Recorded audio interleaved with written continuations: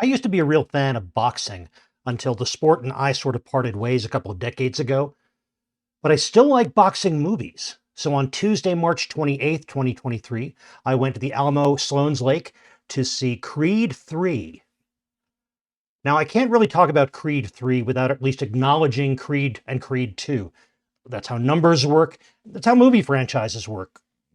With the exception of Halloween Season of the Witch, and maybe with the exception of the Fast and Furious franchise and its third movie, but they did some retcon. So that actually kind of works now, but I'm getting off topic. The Creed series is sort of a reviving offshoot of the Rocky franchise. The Rocky movies started really strong in the 70s, started to lose their way, I think started to become kind of self-parody after a few movies. But then in 2015, we get a revival in the form of the movie Creed. And Creed follows the career of Adonis Creed as he tries to build his own name and his own path in the world of professional boxing. Apollo Creed, of course, is, in the first few Rocky movies, Rocky Balboa's opponent and trainer and ultimately his friend.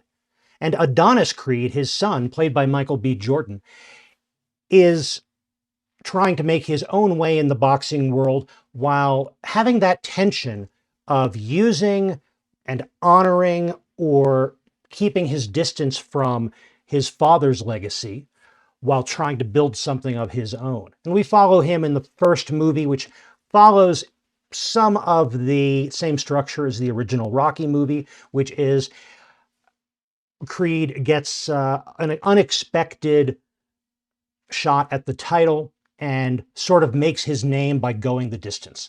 In the second Creed movie, he gets another chance and wins the title. Yep, spoilers for these movies.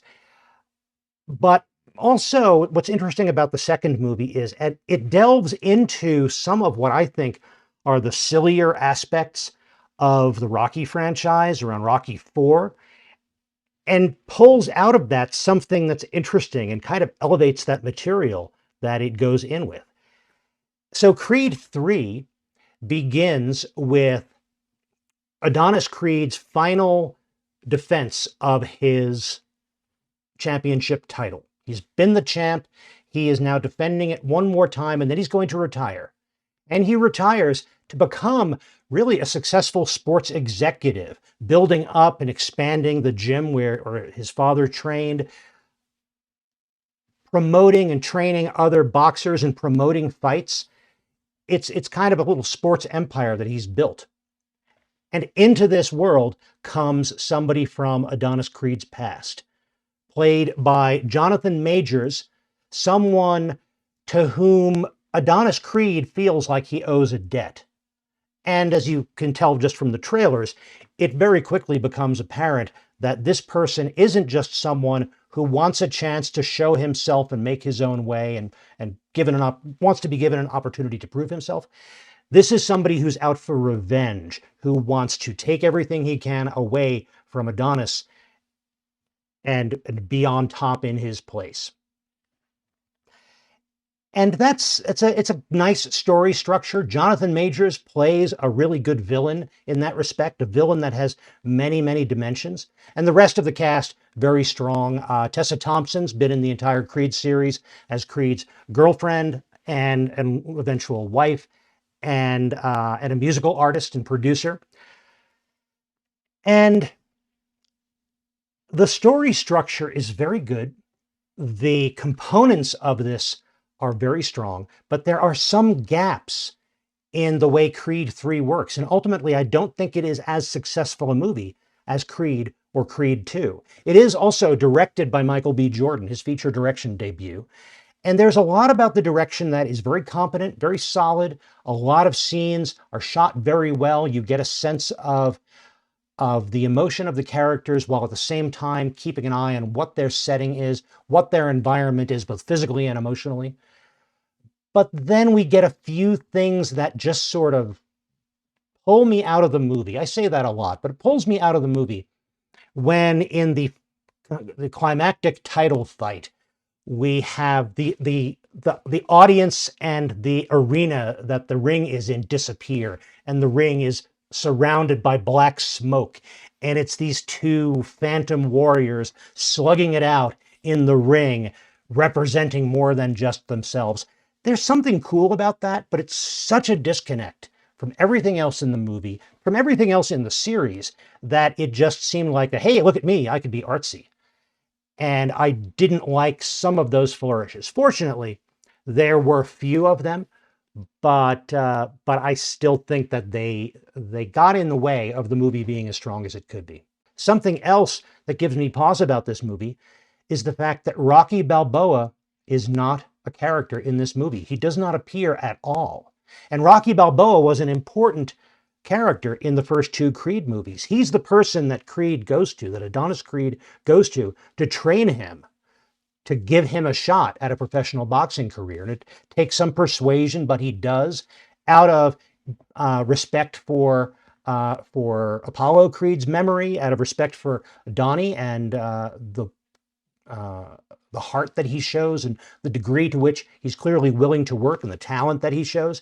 And we see Rocky help guide Adonis Creed to the championship through those first two movies. And the second movie involves Adonis Creed having to deal with some things from Rocky's past. And Rocky just does not appear in Creed 3 whatsoever. Now, I understand that the reason why Rocky and Sylvester Stallone do not appear in Creed 3 really were decisions on Sylvester Stallone's part. He didn't like the darker direction psychologically that Creed 3 was going in, and I can understand that. It is a departure from the more straight-ahead hero story that we get in most Rocky movies. There's also a long history of disagreement between Stallone and Irvin Winkler, who it was the producer of this movie. I believe he's been the producer of most, if not all, of the Rocky movies. And I understand that was a part of Stallone's decision not to take part in this movie. Those decisions notwithstanding, it harms the movie, because to suddenly not have that presence, it's a noticeable gap in almost every scene. Now, I can understand in terms of narrative, in terms of story, in terms of progression, why you don't necessarily need Rocky in this movie. You certainly don't need Rocky in this movie in the same sort of position he held in the first two Creed movies. The first two Creed movies were about an intergenerational relationship, about someone developing the skills of someone younger and handing the torch off to him and helping set him on his way. And by the time Creed 3 starts, Adonis Creed is well on his way. And in fact, you can still see it as a movie that is about generations, because we see Adonis Creed's young daughter start to take an interest in boxing, and maybe in the future we'll get movies about her. But still, to have Rocky not even, he's alluded to, but I don't even know if he's mentioned by name in the movie. And there's at least one major life event that is portrayed in Creed 3 for which Rocky Balboa would be there for Adonis. And to have him not in that scene, or not present in any way, it's so obvious. Again, it distracted me from the movie, because it was so illogical for this character and so untrue to the characters for this character not to be there. So I liked enough about Creed 3 that I would say, if you were a big fan of Creed and Creed 2, and I liked those movies a lot, it's worth seeing, but just don't expect something that is as strong as the first two movies, because it doesn't quite get there. I don't know that we need another Adonis Creed movie, but I wouldn't say that we will never get more movies in the Rocky universe, or that we shouldn't get more movies in the Rocky universe. I think boxing is a terrific, it's a terrific source material. The boxing world is a terrific setting for movies. So I'm fine with finding some other stories to tell in this universe. One more thing I want to mention about boxing, and about boxing movies specifically. Boxing is a martial art. It's important to remember that, because that means that boxing movies are martial arts movies. And they they involve themselves with a lot of the same story structure, a lot of the same themes, a lot of the same character elements as the 36th Chamber of Shaolin or other Shaw Brothers movies, or more recent martial arts movies like Man of Tai Chi. Next time you watch a boxing movie, be it a Rocky movie, a Creed movie, any boxing movie, try to think about it in terms of what you've seen in martial arts movies, and you'll start to see those same themes emerge. And I think that's fun. I think it's fun to acknowledge boxing as a martial art, and it's fun to acknowledge these as a subgenre of martial arts movies, not just American sports movies. This is a Drafthouse Diary, so more about my visit to the Alamo. But first, if you've enjoyed this so far, consider clicking the like button down below. It helps, and I really appreciate it. They did, of course, have a pre-show, and the pre-show for Creed 3 was fun. It was kind of expected, but they did a good job of curating it. A lot of Rocky trailers, including a trailer for the first Rocky movie. And you know, it's easy to forget that Rocky, it won a Best Picture Oscar. I think it won Best Director. It was nominated for Best Screenplay, written by Sylvester Stallone. This was an important movie of its time, and the degree to which it sort of became a parody of itself makes it easy to forget that. But it was fun to see that original trailer. And then they had trailers for some other Rocky movies. And by the time they were doing the trailer for Rocky 3, it wasn't as much about this was an important movie as they were ending the trailer with an American tradition. Like, we're not making any promises about the movie. It's just a tradition that you go see a Rocky movie this summer. They also had a lot of foreign clips of foreign movies from boxing and kickboxing movies. Those were weird and fun. I enjoyed those. They had a whole bunch of music videos and dance numbers of covers, including like disco covers of music from the Rocky movies, like Eye of the Tiger and Gonna Fly Now. Those were a little bit cringy, but they reminded you of the cultural context in which some of these early movies came.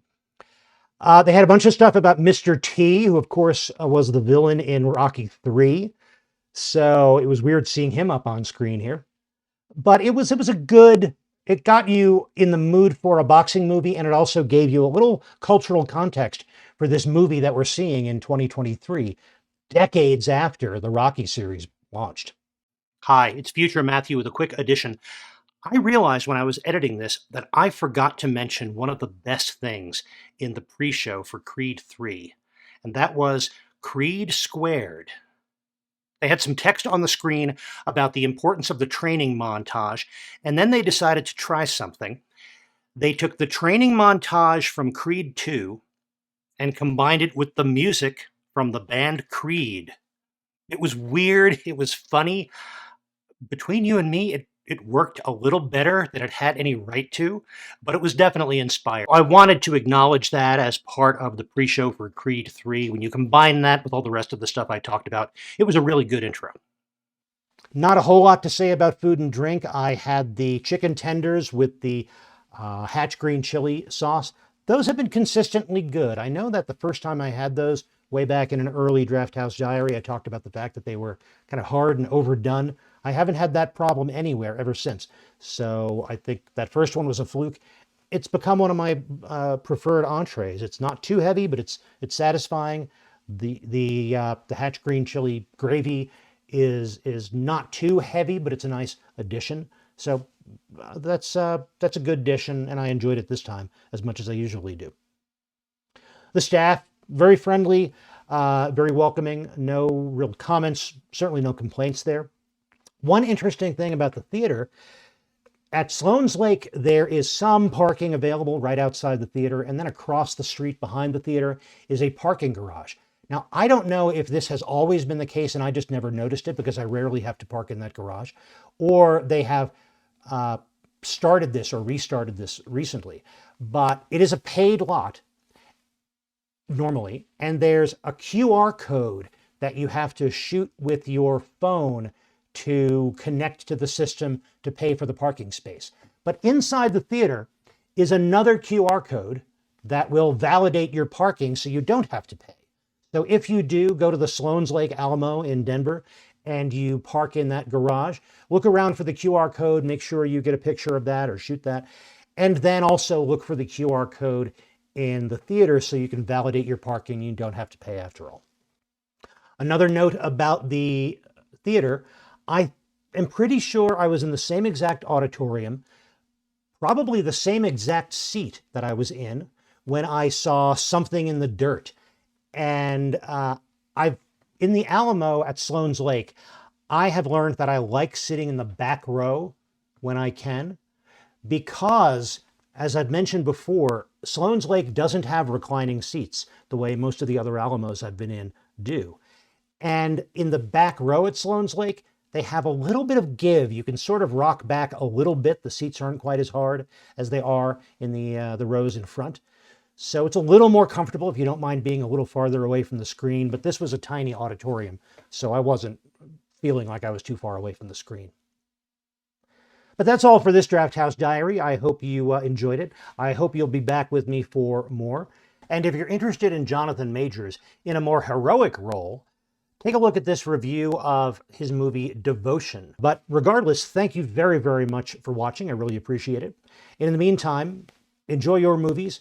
And when you do, stay till the end of the credits.